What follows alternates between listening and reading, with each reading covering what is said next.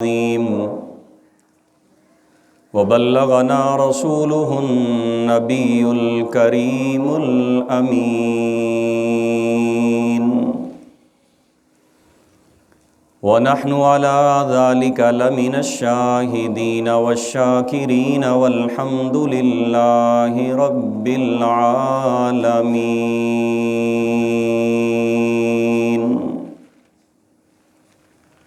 یا رب صل وسلم دائما ابدا على حبیبک خیر الخلق كلهم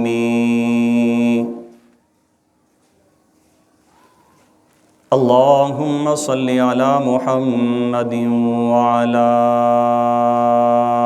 آل محمد كما صليت على إبراهيم وعلى آل إبراهيم إنك حميد مجيد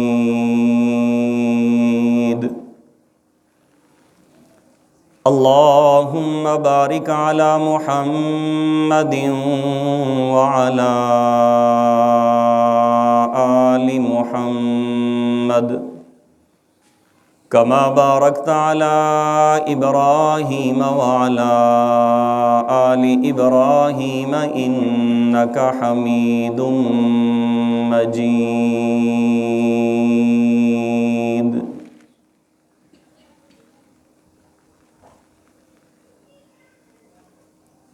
یہ عظمت باطل دھوکہ ہے، یہ سطوت کافر کچھ بھی نہیں۔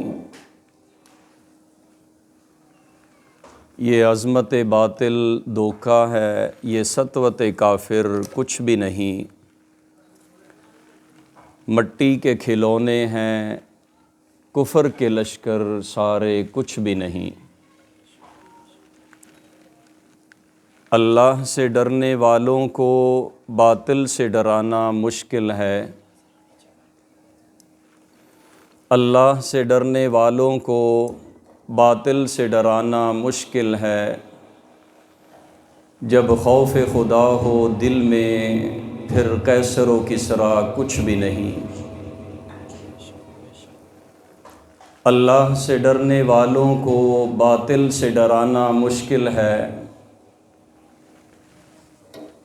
گر خوف خدا ہو دل میں پھر امریکہ و اسرائیل کچھ بھی نہیں۔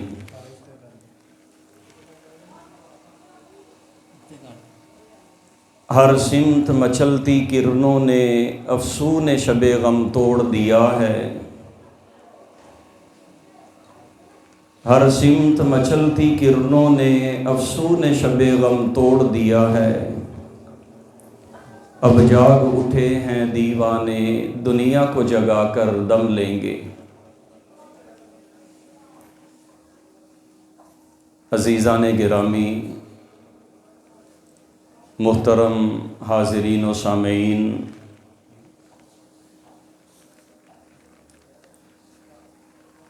آج پہلی مرتبہ آپ کے اس علاقہ علی پور چٹھا جامع مسجد تقویٰ میں آپ حضرات کے ساتھ خطبہ جمعۃ المبارک کے موقع پر گفتگو کا شرف حاصل ہو رہا ہے۔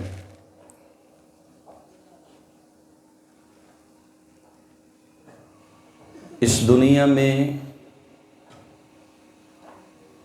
ادیان اور مذاہب بہت سارے ہیں، آسمانی بھی غیر آسمانی بھی، سچے بھی جھوٹے بھی۔ آسمانی مذاہب میں بھی 3 مذہب بڑے بڑے مذاہب کہلاتے ہیں۔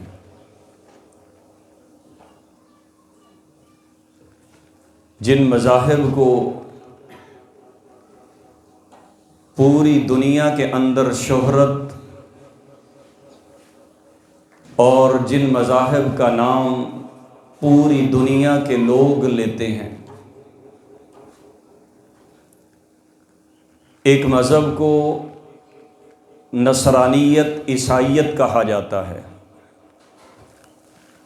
اس مذہب کی شہرت بھی پوری دنیا کے اندر پائی جاتی ہے۔ ایک مذہب کو یہودیت کہا جاتا ہے،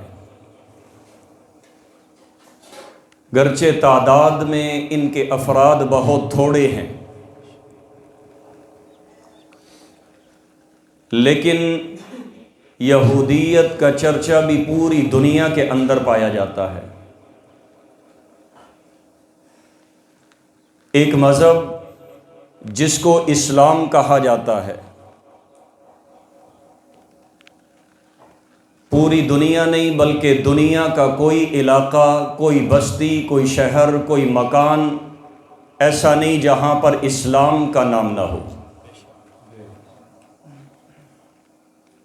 جہاں پر اسلام کی شہرت اور اسلام کا چرچا نہ ہو۔ دنیا کا کوئی ملک، کوئی علاقہ آپ کو ایسا نہیں ملے گا جس ملک میں، جس علاقے میں اس مذہب کے ماننے والے لوگ موجود نہ ہوں۔ آج بھی پوری دنیا کی آبادی کا اگر آپ تناسب دیکھیں، تقریباً 6 سے 7 ارب کی آبادی کے اندر 2.5 ارب کے قریب مسلمان پائے جاتے ہیں، 2 ارب سے زائد لوگ اس ایک مذہب کے ماننے والے ہیں۔ اللہ کے ہاں اس مذہب کو، اس دین کو یہ مقام اور درجہ حاصل ہے، من یبتغی غیر الاسلام دینا فلن یقبل منہ۔ اللہ فرماتے ہیں کہ اگر کوئی شخص کل روز محشر، قیامت والے دن، اسلام کے علاوہ کوئی اور دین لے کر کے میرے پاس حاضر ہوگا، اللہ کے ہاں اس کا وہ مذہب اور دین قابل قبول نہیں ہوگا۔ ایک مذہب ہے جس کو اللہ تبارک و تعالی قبول فرمائیں گے، ان الدین عند اللہ الاسلام، کامل دین، اکمل دین، اللہ کا پسندیدہ دین جو ہے وہ اسلام ہے۔ الیوم اکملت لکم دینکم واتممت علیکم نعمتی ورضیت لکم الاسلام دینا۔ میں نے تمہارے لیے تمہارے دین کو مکمل کر دیا، دین اسلام کو ہی میں نے تمہارے لیے پسند کیا۔ اس مذہب کی اللہ کے ہاں قبولیت، اللہ کے ہاں مقام اور درجہ یہ ہے۔ اب آ جائیے یہود و نصارہ کی طرف۔ عیسائیت کا مذہب اللہ کے ہاں کیسا ہے؟ یہودیت کا مذہب اللہ کے ہاں کیسا ہے؟ عیسائی لوگ اللہ کے ہاں کس حیثیت کے مالک ہیں؟ یہودیوں کی حیثیت اللہ کے ہاں کیا ہے؟ اللہ نے سورہ فاتحہ کے اندر ایمان والوں کو ایک دعا سکھلائی ہے، اہدنا الصراط المستقیم۔ ہر مسلمان، ہر ایمان والا اپنی ہر نماز کی ہر رکعت میں سورۃ فاتحہ کے اندر یہ دعا کرتا ہے، پروردگار عالم مجھے صراط مستقیم پر چلا دے۔ صراط الذین انعمت علیہم، وہ صراط مستقیم ان لوگوں کا رستہ ہے جن پر تیرا انعام ہوا ہے، غیر المغضوب علیہم ولا الضالین۔ فرمایا پروردگار ہمیں گمراہوں کے رستے پر نہیں چلانا، پروردگار ان لوگوں کے رستے پر نہیں چلانا جن پر تیرا غضب نازل ہوا ہے۔ گویا کہ ایمان والا ایک رستے پر چلنے کی تمنا کرتا ہے، سوال کرتا ہے، آرزو کرتا ہے، ایک رستے پر چلنا اللہ سے مانگتا ہے اور 2 رستوں سے پناہ مانگتا ہے، 2 رستوں سے پناہ بھی مانگتا ہے۔ جس رستے پر چلنا چاہتا ہے اس کی وضاحت فرما دی۔ صراط الذین انعمت علیہم، اللہ جس رستے پر میں چلنا چاہتا ہوں ان لوگوں کی راہ ہے جن پر تیرا انعام ہوا ہے۔ انعام کن لوگوں پر ہوا ہے؟ انعم اللہ علیہم من النبیین والصدیقین والشہداء والصالحین۔ اللہ کے انعام یافتہ 4 گروہ ہیں، 4 طبقات ہیں، 4 قسم کے لوگ ہیں جن پر اللہ نے انعام فرمایا ہے۔ اول درجہ ان لوگوں کا ہے جن کو انبیاء کہا جاتا ہے، وہ شخصیات ہیں جن کو اللہ نے نبوت سے سرفراز فرما کر کے دنیا کے اندر مبعوث فرمایا۔ دوسرا طبقہ صدیقین کا ہے، پھر شہداء کا ہے، پھر صالحین ہے۔ ایمان والا اللہ سے دعا کرتا ہے، پروردگار صراط مستقیم پر چلنا چاہتا ہوں، اور صراط مستقیم وہ رستہ ہے جس پر نبی چلے، صراط مستقیم وہ رستہ ہے جس کو صدیقین نے اپنایا، صراط مستقیم وہ رستہ ہے جس کو شہداء نے اپنایا، صراط مستقیم وہ رستہ ہے جس پر ہر صالح جو ہے وہ چلتا ہے۔ اب یہ تو وہ دعا ہو گئی، اہدنا الصراط المستقیم، اللہ ہمیں صراط مستقیم پر چلا دے۔ ایک رستے کی تمنا کر لی، سوال کر لیا، طلب کر لی اللہ تبارک و تعالی سے، اور 2 رستوں سے اللہ سے پناہ مانگ لی۔ صراط الذین انعمت علیہم غیر المغضوب علیہم ولا الضالین، اللہ ان لوگوں کی راہ پر نہیں چلانا جن پر تیرا غضب ہوا،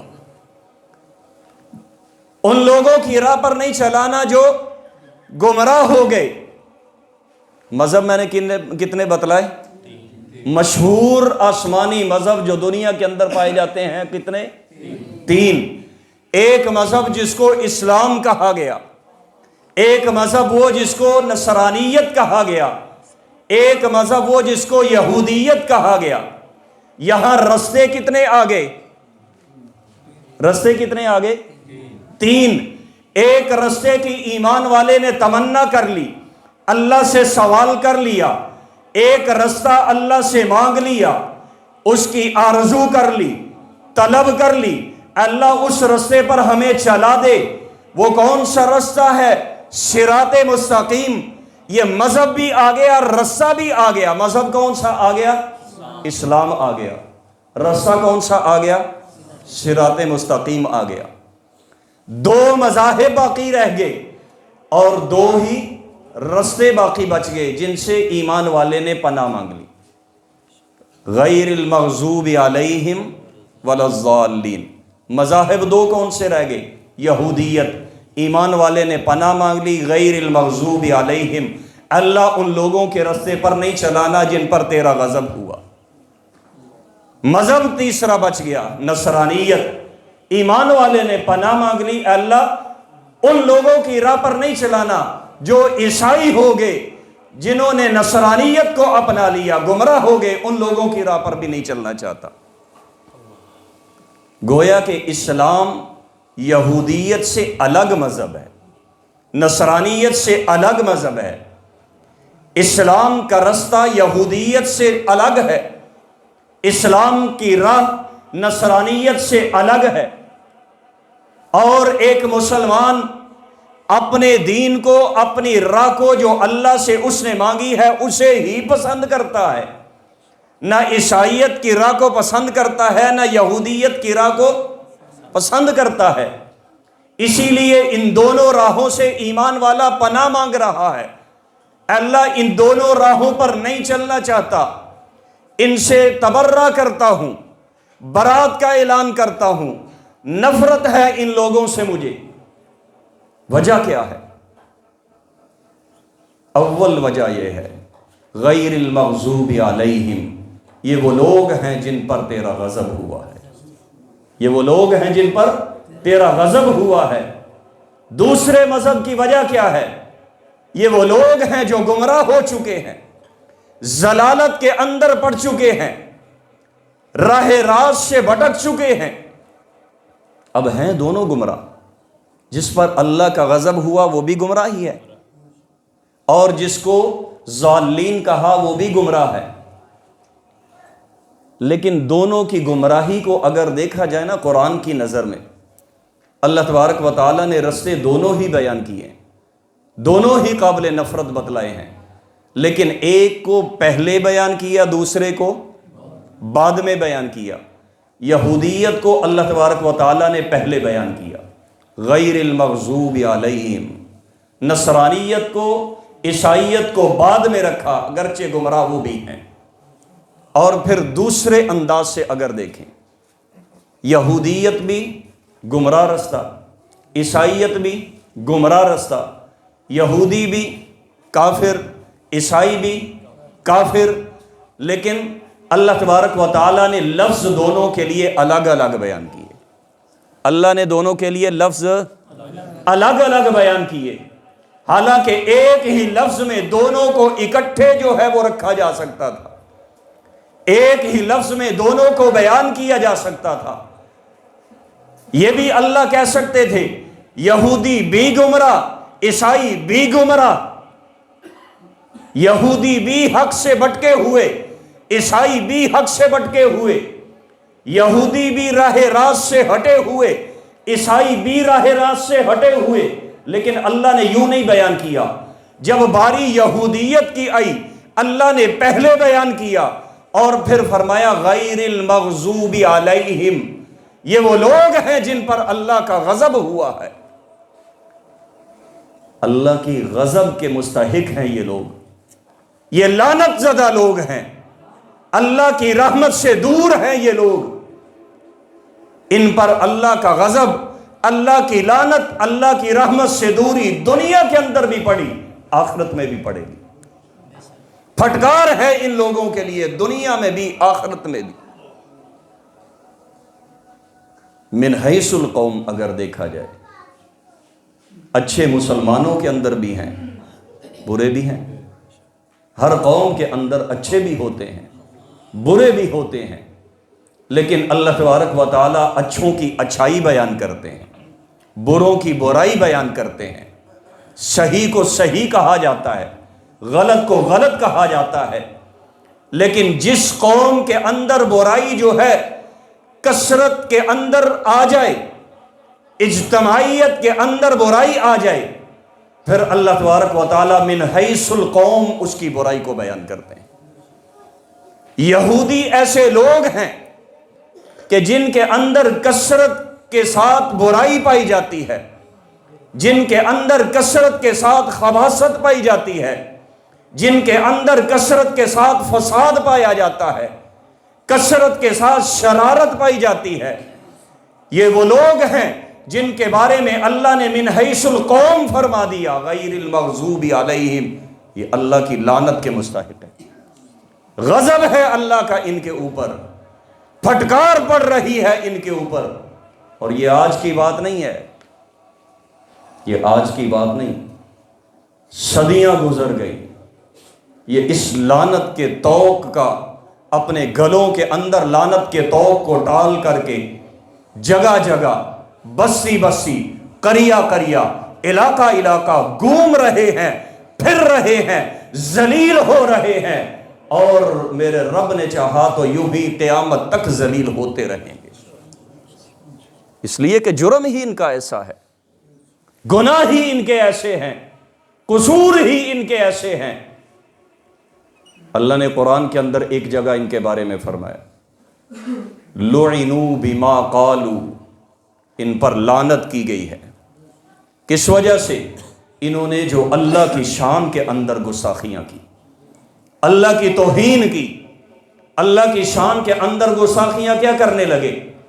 اللہ کے بارے میں کہنے لگے ید اللہ مغلولہ، اللہ کے ہاتھ تو بند ہیں، قالت الیہود ید اللہ مغلولۃ، اللہ ہمیں کچھ نہیں دیتا، اللہ اوروں کو بہت کچھ دیتا ہے، اوروں پر بڑی نعمتیں ہوتی ہیں، بڑی عنایات ہوتی ہیں، بڑی نوازشات ہوتی ہیں، بڑی عطائیں ان کو ملتی ہیں، لیکن اللہ تبارک و تعالی ہمیں کچھ نہیں دیتا، اللہ کا ہاتھ ہمارے لیے بند ہو چکا ہے، اللہ نے فرمایا بل یداہ مبسوطتان، اللہ کا ہاتھ بندھا ہوا نہیں ہے، اللہ کے دونوں ہاتھ تو کشادہ ہیں، کھلے ہوئے ہیں اللہ کے ہاتھ۔ ینفق کیف یشاء، اللہ جو چاہتا ہے، جس کو چاہتا ہے، جتنا چاہتا ہے، اپنی مرضی سے، اپنی مشیت سے، اپنے ارادے سے، اپنی حکمت سے، جس کو چاہے جتنا چاہے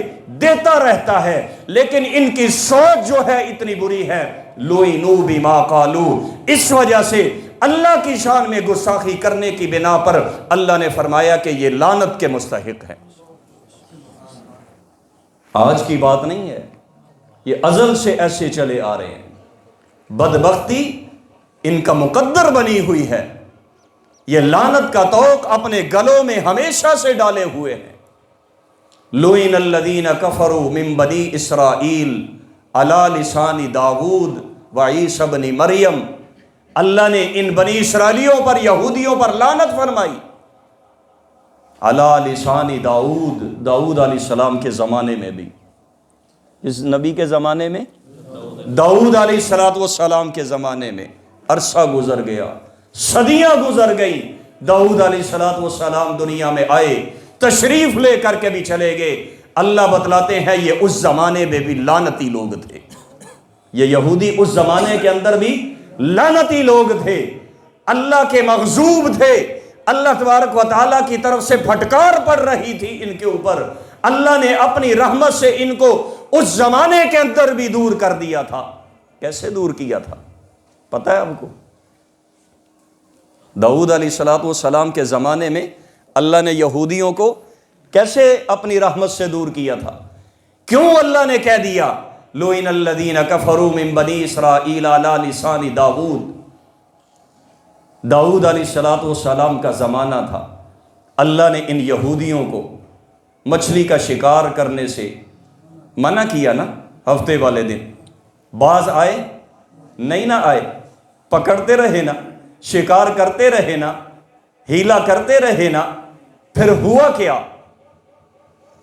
ہوا کیا؟ عذاب آیا کہ نہیں آیا؟ کیسا عذاب آیا؟ برائی کوئی بھی کرے دنیا میں عذاب آتا ہے، کنفرم بات نہیں ہے، آ جائے اللہ پکڑ سکتا ہے، آخرت میں ضرور آئے گا۔ لیکن دنیا کے اندر بھی جن جن قوموں پر اللہ نے عذاب نازل کیا ہے، اقوام عالم کی تاریخ کے اندر ایسی بدترین سزا اللہ نے کسی قوم کو نہیں دی۔ دنیا کی تاریخ آپ اٹھا کر کے پڑھ لیں، جن قوموں کو بھی اللہ نے سزا دی ہے، اللہ نے کسی کو ہوا کے ذریعے سے ختم کر دیا، کسی کے لیے فرشتہ آیا، چیخ ماری، لوگوں کے کلیجے پھٹ گئے، کسی کے لیے آسمان سے پتھر برسائے، کسی کو پانی کے اندر غرق کر دیا، ڈبو کر کے تباہ و برباد کر دیا، کسی کو زلزلہ بھیج کر کے اللہ نے تباہ و برباد کر دیا۔ لیکن یہ واحد یہود قوم ہے جس کو اللہ نے یہ سزا دی کہ جب انہوں نے اللہ کی نافرمانی کی، اللہ کے منع کرنے کے باوجود، حکم دینے کے باوجود، سمجھانے کے باوجود اس کام سے باز نہیں آئے جس کام سے اللہ نے روکا تھا، پھر اللہ نے حکم نازل کیا جعل منہم القردۃ والخنازیر، ہم نے ان میں بندر بنا دیے، خنزیر بنا دیے، ہم نے نوجوانوں کو اللہ نے بندر بنا دیا، بوڑھوں کو اللہ نے خنزیر کی شکل و صورت میں تبدیل کر دی۔ یہ دنیا کی واحد قوم ہے جس پر اللہ کی طرف سے دنیا کے اندر، آخرت میں نہیں، دنیا کے اندر اتنا سخت عذاب آیا۔ اس جیسا عذاب اقوام عالم کے اندر کسی مذہب کے ماننے والوں، کسی قوم کے لیے، کسی علاقے والوں کے لیے نہیں آیا، جن کی شکلوں کو اللہ نے بدلا ہو، مسخ کر دیا ہو، اور بندر اور خنزیر کی شکل میں اللہ نے تبدیل کر دیا ہو۔ وجہ کیا تھی؟ وجہ یہ ہے کہ یہ اللہ کے گستاخ، اللہ کے پر توہین کرنے والے، اپنی زبانیں اللہ کے لیے کھولنے والے، عیب لگانے والے، تانا زنی کرنے والے، اللہ کے نبیوں کے گستاخ، نبیوں کے بھی گستاخ تھے، ایک نہیں، دو نہیں، چار نہیں، 10 نہیں، 20 نہیں، ہزاروں نبی آپ کو ایسے ملیں گے جن نبیوں کی انہوں نے گستاخی کی۔ مثال کے طور پر ایک نبی بتلاتا ہوں۔ عیسیٰ علیہ السلام اللہ کے پیغمبر ہیں، بنی اسرائیل کے آخری نبی ہیں، بنی اسرائیل کے آخری پیغمبر اور رسول ہیں۔ اللہ نے بڑا مقام و مرتبہ دیا تھا۔ مردے کی قبر پر کھڑے ہو کر کے آواز لگاتے تھے، قم باذن اللہ، اللہ کے حکم سے اٹھ جا، کھڑا ہو جا۔ اٹھتا تھا مردہ کہ نہیں اٹھتا تھا؟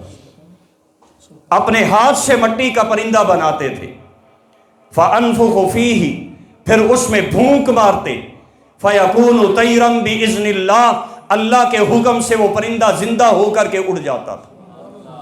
اُبْرِئُ الْأَكْمَحَ وَالْأَبْرَصَ، کوڑ کے مریض کو، برس کے مریض کو اپنے ہاتھ سے اللہ کے حکم سے شفا دے دیا کرتے تھے۔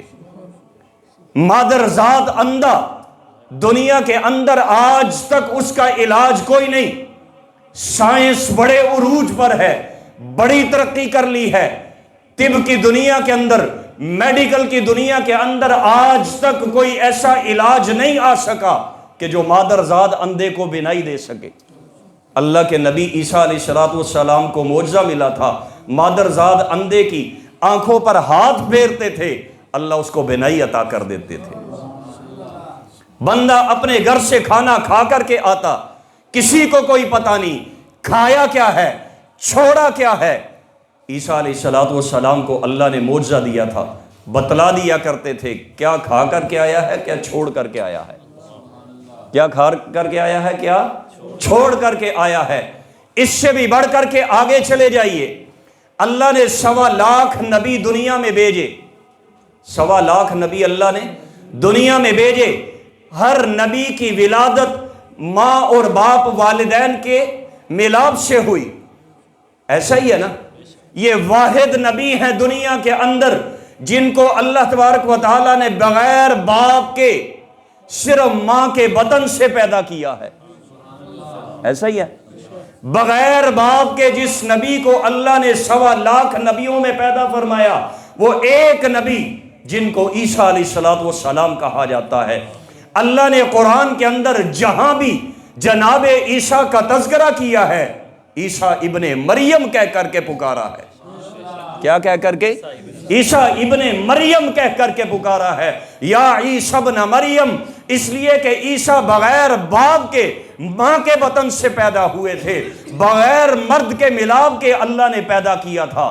لیکن یہودی اتنے بے ایمان ہیں، اتنے غلیظ ہیں، اتنے گندے ہیں، اتنے نجس ہیں کہ کہنے لگے کہ ہم تو عیسیٰ علیہ السلام کے باپ یوسف نجار کو بھی مانتے ہیں، ہم تو عیسیٰ علیہ السلام کے باپ یوسف نجار کو بھی مانتے ہیں۔ مطلب کیا ہے؟ جب حضرت مریم کی شادی ہی کوئی نہیں ہوئی، نکاح ہی کوئی نہیں ہوا، نکاح ہی کوئی نہیں ہوا، شادی ہی کوئی نہیں ہوئی، تو پھر باپ کا تذکرہ کرنا مطلب کیا بنتا ہے؟ تہمت لگانا نا، الزام لگانا زنا کا۔ اللہ کے نبی عیسیٰ علیہ السلام پر تہمت کا الزام لگایا۔ عیسیٰ علیہ السلام کی والدہ حضرت مریم پر زنا کا الزام لگایا ان لوگوں نے، یہودیوں نے۔ اور نعوذ باللہ اس سے بھی بڑھ کر کے صاف طور پر واضح الفاظ میں عیسیٰ علیہ السلام کے بارے میں یہاں تک کہنے لگے کہ ہم اس کو اللہ کا نبی تو کیا، ہم تو اس کو حلال زیادہ نہیں تسلیم کرتے، ہم تو اس کو حلال زیادہ نہیں تسلیم کرتے۔ اس لیے آج کی بات نہیں، یہ لوگ اس مذہب کے ماننے والے جن کو یہودی کہا جاتا ہے، یہ ازل سے نفرت والے ہیں، ان کی فطرت کے اندر خباثت بری ہوئی ہے، ان کی طبیعت کے اندر شرارت ہے اور فساد ہے، گستاخ اللہ کے، گستاخ اللہ کے نبیوں کے۔ اور پھر صرف گستاخی نہیں، یقتلون النبیین بغیر الحق، کیا کرتے تھے؟ اللہ کے نبیوں کو قتل کرتے تھے۔ یقتلون الانبیاء بغیر حق، بغیر حق کے، نہ حق اللہ کے نبیوں کو قتل کرتے تھے۔ ایک دو کو نہیں، سینکڑوں نبیوں کو، سینکڑوں نبیوں کو ان یہودیوں نے اپنے ہاتھوں سے قتل کیا ہے۔ روایت میں آتا ہے سب سے زیادہ بدبخت اور لعین وہ شخص ہے، سب سے زیادہ سخت عذاب اس شخص کو ہوگا جو اللہ کے نبی کو قتل کرے یا جو اللہ کے نبی کے مقابلے پر آئے اور نبی کے ہاتھوں سے مارا جائے۔ جو نبی کے مقابلے پر آئے یا تو نبی کے ہاتھوں مارا جائے یا یہ نبی کو شہید کر دے۔ سب سے بڑا بے ایمان، سب سے بڑا بدبخت، سب سے بڑا لعین، سب سے برا جہنمی، جس کو سب سے زیادہ سخت سزا اللہ دیں گے، یہ دو آدمی ہیں۔ اور یہودی کون لوگ ہیں؟ یقتلون النبیین بغیر الحق، نہ حق اللہ کے نبیوں کو قتل کرتے، ایک دو کو نہیں۔ اللہ کے نبی یحییٰ علیہ السلام کو یہودیوں نے قتل کیا، زکریا علیہ السلام کو آرے کے ساتھ یوں چیر کر کے دو لخت کر دیا، پورے وجود کے دو ٹکڑے کر دیے۔ عیسیٰ علیہ السلام کو سولی پر چڑھانے کا منصوبہ یہودیوں کا تھا، عیسیٰ علیہ السلام کو قتل کرنے کا منصوبہ یہودیوں کا تھا۔ موسیٰ علیہ السلام تورات لینے کے لیے کوہ طور پر چلے گئے، اپنے بھائی ہارون علیہ السلام کو اپنا جانشین نمائندہ بنا کر کے پیچھے قوم کے اندر چھوڑ گئے۔ ان کا خیال کرنا، سامری نے بچڑا بنایا، اس کو پوجنے لگے، اس کی عبادت کرنے لگے، اسی کے سامنے جھک گئے۔ ھذا الہکم و الہ موسیٰ فنسیٰ، تمہارا بھی رب یہی ہے، موسیٰ کا بھی رب یہی ہے۔ موسیٰ تو بھول کر کے کوہ طور پر چلے گئے ہیں۔ ہارون علیہ السلام نے سمجھایا، روکا، منع کیا، لیکن باز نہیں آئے، یہاں تک کہ کادو یقتلوننی، ہارون علیہ السلام کہنے لگے اے میرے بھائی موسیٰ، میں نے ان کو روکا، منع کیا کہ اس بچڑے کی عبادت مت کرو، اس کو مت پوجو، یہ تمہارا رب نہیں ہے۔ یہ اتنے بے ایمان ہو چکے تھے کہ مجھے بھی قتل کرنے پر آمادہ ہو گئے۔ کادو یقتلوننی، مجھے بھی قتل کرنے پر آمادہ ہو چکے تھے۔ اللہ کے نبیوں کو قتل کرنے سے ذرا نہیں شرماتے تھے، ذرا نہیں ڈر آتا تھا، ان کے دلوں میں خوف ہی نہیں آتا تھا، حیا نہیں آتی تھی کہ اللہ کا نبی اور پیغمبر ہے، ہم اس کو شہید کر رہے ہیں، قتل کر رہے ہیں۔ ایک روایت میں آتا ہے ایک علاقہ تھا، اس کے اندر 43 خاندان آباد تھے۔ کتنے؟ 43، دو کم 45 خاندان آباد تھے، قومیں آباد تھیں۔ اللہ نے جتنے نبی بھیجے، کوئی قوم کا نبی، کوئی قبیلے کا نبی، کوئی خاندان کا نبی، کوئی بستی کا نبی، کوئی شہر کا نبی، صرف یہ ہمارے نبی کو فخر حاصل ہے جو نبیوں کا نبی، زمانوں کا نبی، شرق و غرب کا نبی، شمال و جنوب کا نبی، بحر و بر کا نبی، شجر و حجر کا نبی، جن و انس کا نبی، ملائک کا نبی، نبیوں کا نبی جس کو بنا کر کے بھیجا، یہ میرے نبی کو فخر حاصل ہے۔ تو 43 قومیں آباد تھیں، 43 خاندان آباد تھے۔ اللہ نے ہر خاندان، ہر قوم کے لیے الگ نبی بھیجا، ہر قوم کے لیے الگ نبی اللہ تبارک و تعالیٰ نے منتخب کر کے مبعوث فرمایا۔ اللہ کے نبی ان کو اللہ کی توحید کی دعوت دیتے، یا قوم اعبدوا اللہ ما لکم من الہ غیرہ، ایمان کی دعوت دیتے، لیکن بدبختوں میں سے ایمان تو کوئی نہیں لایا۔ 43 قوم کے لوگ جمع ہوئے، اکٹھے ہو کر کے مشورہ کیا کہ ان سے پیچھا کیسے چھڑائیں، جان کیسے چھڑائی جائے۔ سب نے کہا کہ یوں کرتے ہیں، ایک ہی دن سارے اکٹھے ہو کر کے مل کر کے 43 کے 43 کو ختم کر دیتے ہیں۔ اور پھر یوں ہی کیا بے ایمانوں نے، سب نے اکٹھے ہو کر کے ایک دن کے اندر اللہ کے 43 نبیوں کو قتل کر دیا۔ ایک دن کے اندر کتنے نبیوں کو قتل کر دیا؟ 43 نبیوں کو قتل کر دیا ایک دن کے اندر۔ کون تھے؟ یہ یہودی تھے، بے ایمان۔ ایک لمحے کے لیے شرم نہیں آئی، حیا نہیں آئی، دل کے اندر ڈر اور خوف نہیں آیا۔ سوال پیدا ہوتا ہے، جو اللہ کی گستاخی کرنے سے شرمائے نہیں، مسلمان تیری گستاخی سے شرمائے گا؟